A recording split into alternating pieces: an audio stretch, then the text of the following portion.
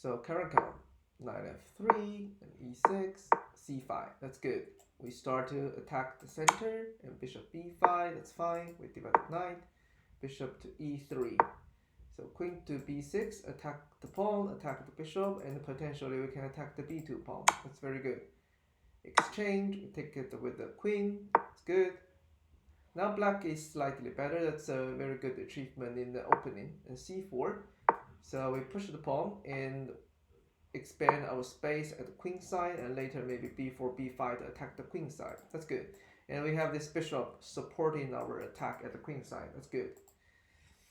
So white played a4, kind of stopping us playing b5. We play a6. Yeah, that's good. Defend knight, knight to g6. So I'm wondering if we move the knight to g6, how would further maneuver the knight to f4 or h4? So that is a question. Depends on where should we launch attack, at the king side or at the queen side. So if we want to launch our attack at the queen side, I will move the knight to the queen side. We don't have to move it now, but maybe move it to the king side is not very helpful. So for example, we cannot push b5 right now because the rook is hanging. I'm thinking, I understand it's very hard to move the knight, for example, to a7, bishop e7, castle, and later a4, b5. Okay, maybe there is another purpose, that is control h5, because white is going to move knight h4 and trade our bishop.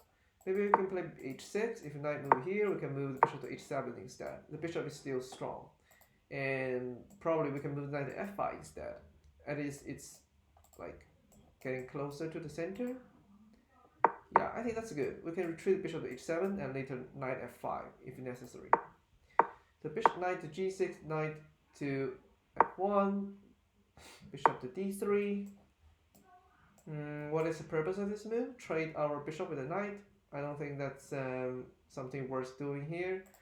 And I think our bishop is quite well. Maybe we are concerned of knight g3, but we can move the bishop to g4 instead of, bishop to d3 cannot do anything. It control the square, that's true, but white, I don't think white is going to any pieces to there.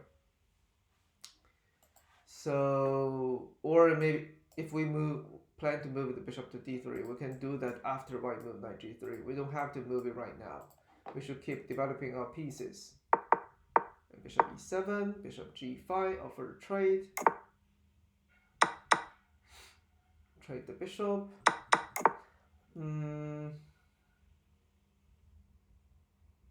Yeah, I think we have to accept the trade because all the squares we cannot move. The bishop, yeah, it's fine. Rook to e3, b5. It's good to push the pawn. Now we are clear. We are going to launch attack at the queen side.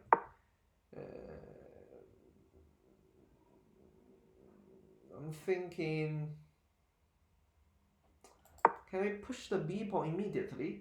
Because if white take that, we can move the queen to b5.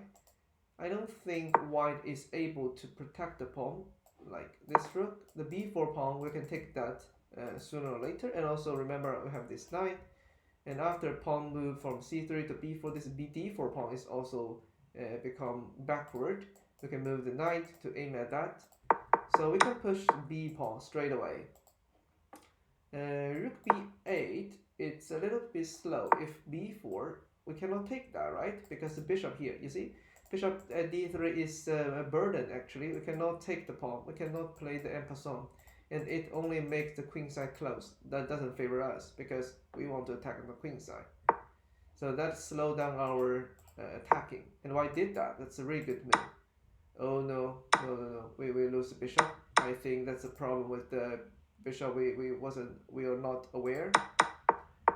After losing the bishop, I think it's really hard to play, to be honest.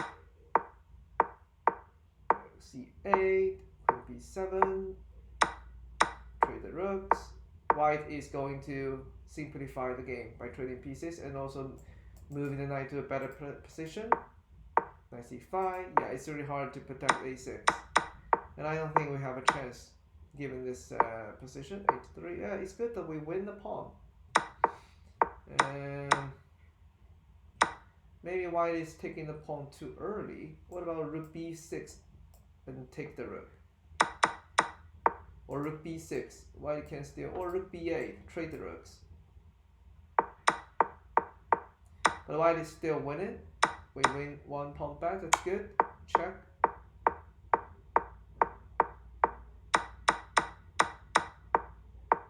And I think the king, the white king should activate, yeah.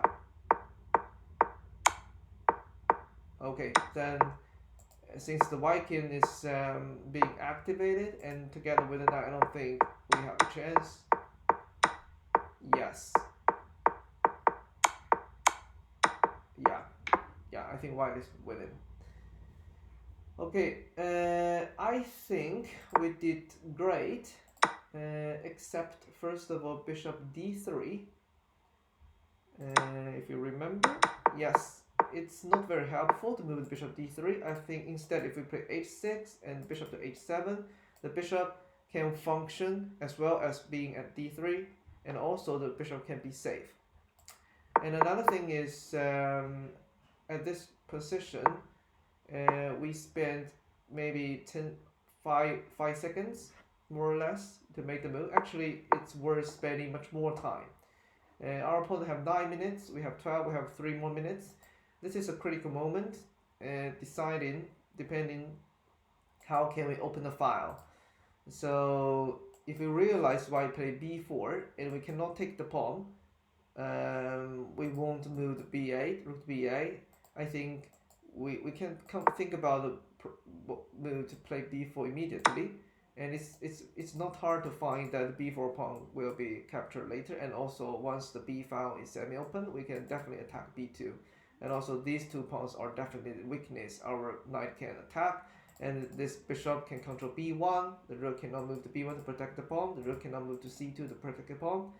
So this is a really great position for black, and I'm pretty sure, for example, I don't know, maybe rook a2, you take that, and the rook cannot simply protect b2.